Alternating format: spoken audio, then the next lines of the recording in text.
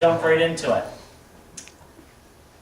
I want to give you first a short history of pre-constitutional America. Of course, you all know, 1775, the Revolutionary War started.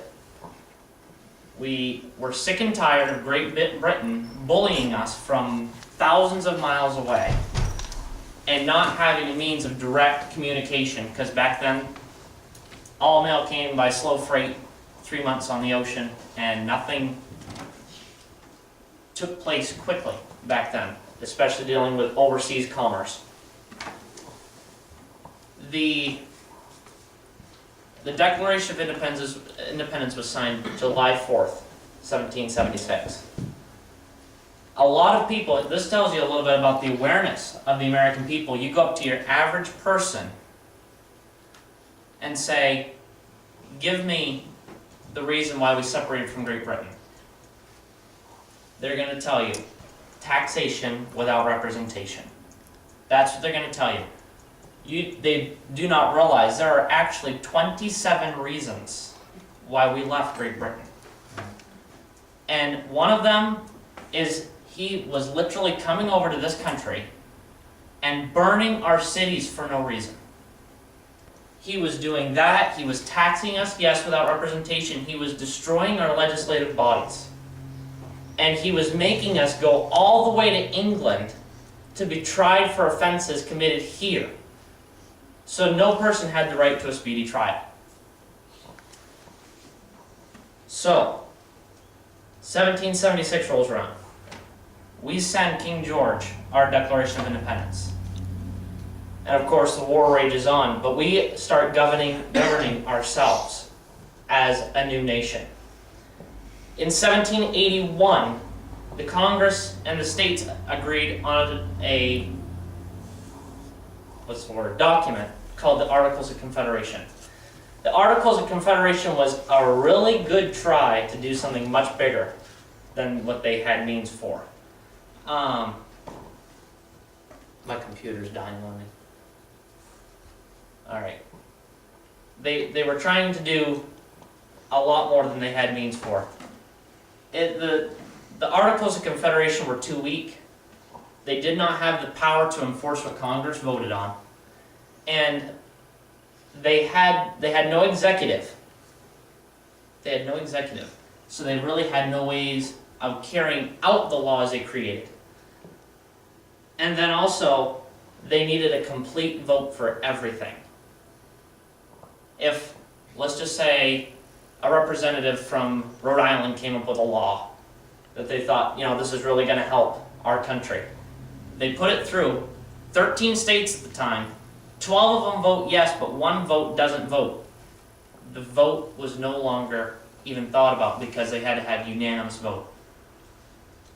So really they couldn't get anything done. And some states wouldn't even send delegates to the Congress. They really didn't take it right. They had no executive, no government to look to keep them accountable for what they were doing. So 1787 rolls around. They've had 6 years with the Articles of Confederation. They are not working. James Madison met, I believe it was either the year before or earlier in 1787 in Annapolis, Maryland, and called a convention that was going to require Congress, or request Congress to approve a convention in Philadelphia later that year. It was approved, and states started sending delegates to this convention, some with strict instructions not to get rid of the Articles of Confederation, but only to revise them. They got to the convention, and that made things very difficult for anything to get done, because some states would not let go of the idea of the Articles of Confederation. After a period of time, they got that. So everybody was, okay, the Articles are not working, what's new? What do we need to do? They started debating for weeks on the form of government they would use, and I won't get into huge detail about that, because if you come back tomorrow, we watch a whole video about it, and it's very interesting. So please come back tomorrow for that. Commercial for tomorrow. So, the Constitutional Convention, as we all know by now, came, went, the Constitution was passed, and we have this amazing document today. The purpose of the Constitution, people say, well, why do we have a Constitution? You know, what's the point? Well, I'll just read you the purpose, and then I'll interpret a couple things for you, because there's some words that you might not understand.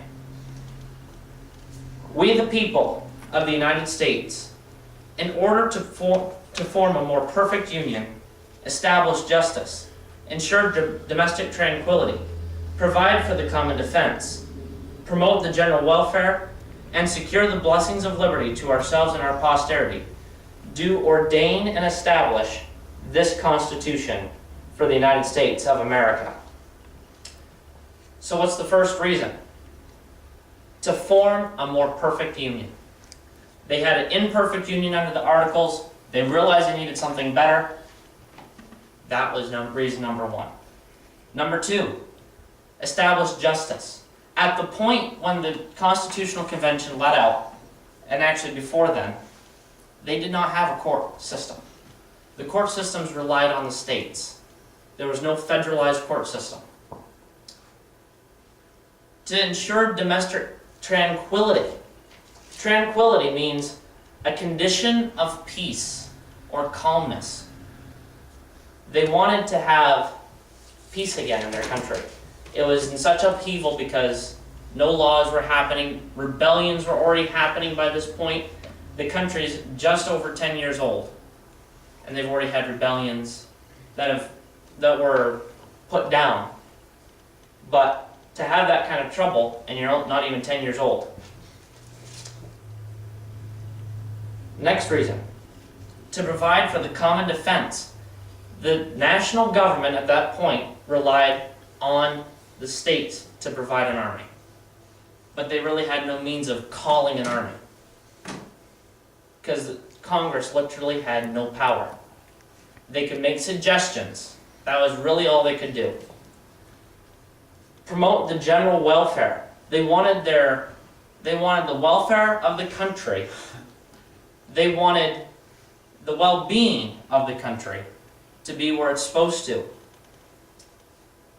And the last reason is they wanted to secure the blessings of liberty to ourselves and our posterity. Our posterity means generations of the future. These men that met in 1787 wanted to secure, secure the blessings of liberty for themselves, yes, but they want to make sure their children had it also.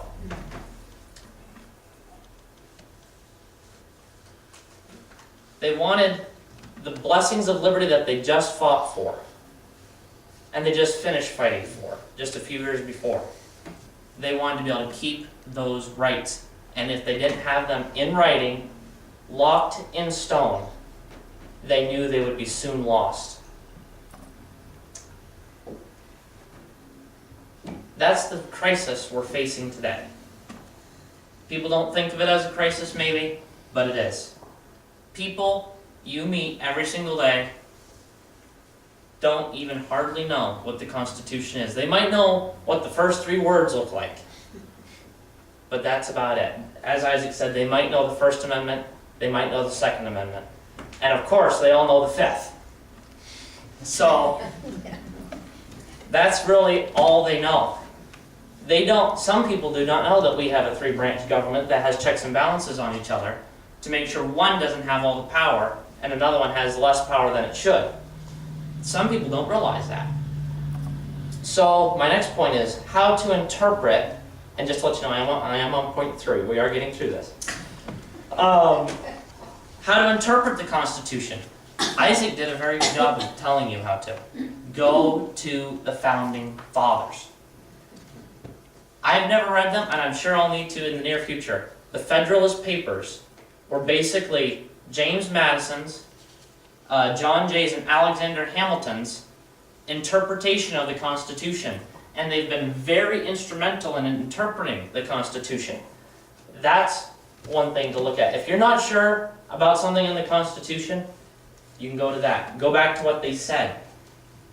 That will give you enough insight to know what parts of the Constitution mean.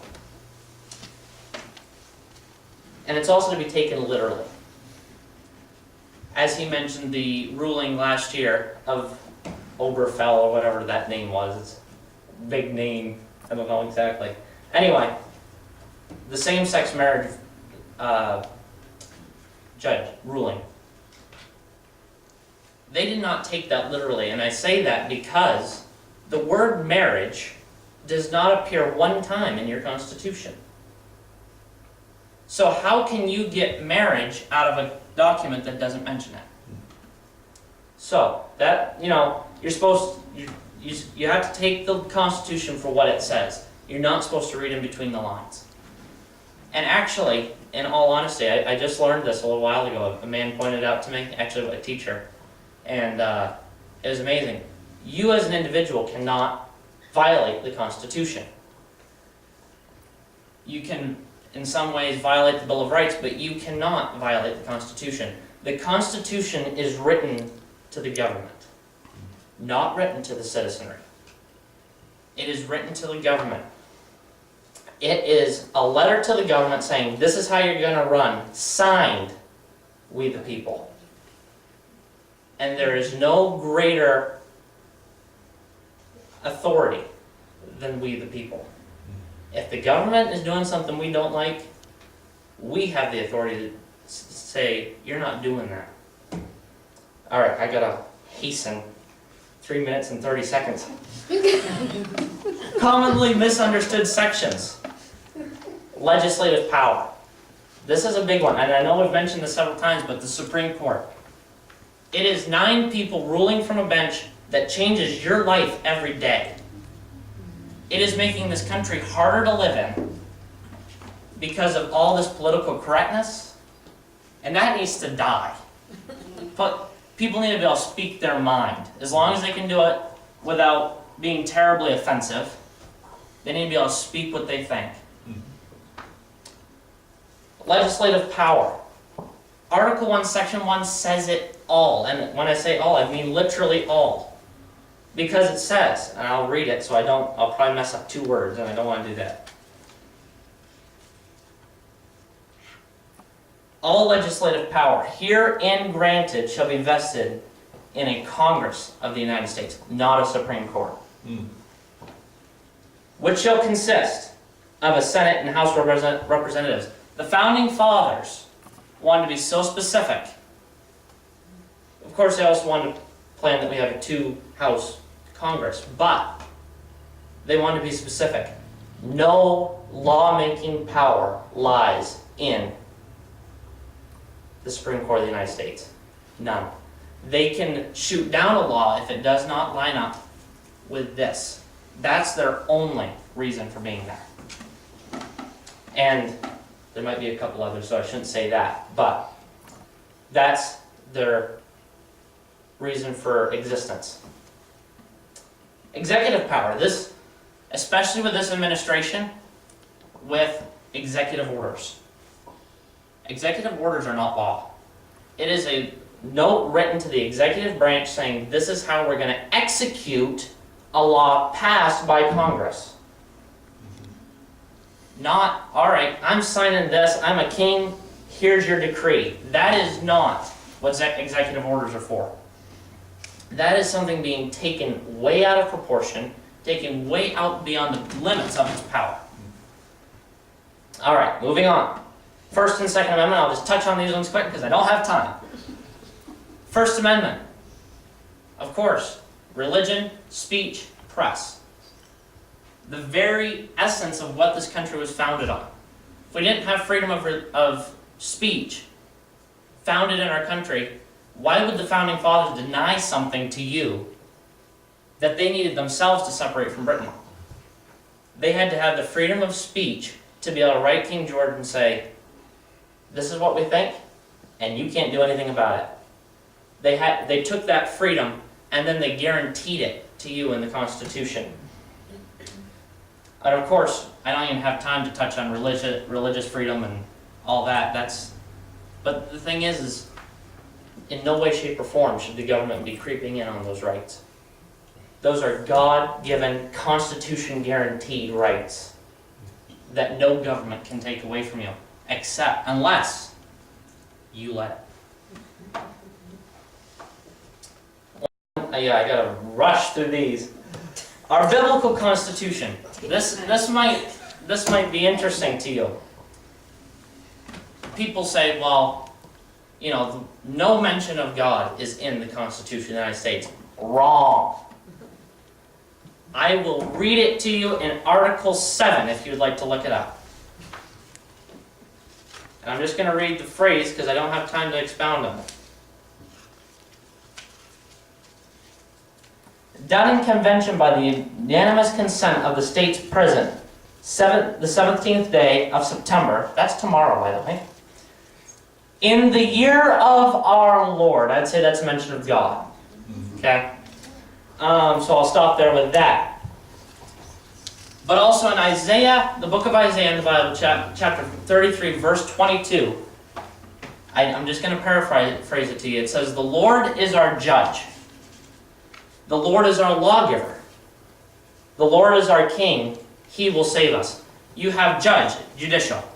You have lawgiver, legislative. And you have king, executive. And then it says at the end of the verse, He will save us. It's guaranteed to be a success. It will save the country. So that's that. And I don't have time to touch on that other subpoint. So in wrapping up, reasons to join CAP: to inform. You as a citizen need to help other people be informed. Now, of course, you can do that without joining CAP. CAP is a very good channel to do that through.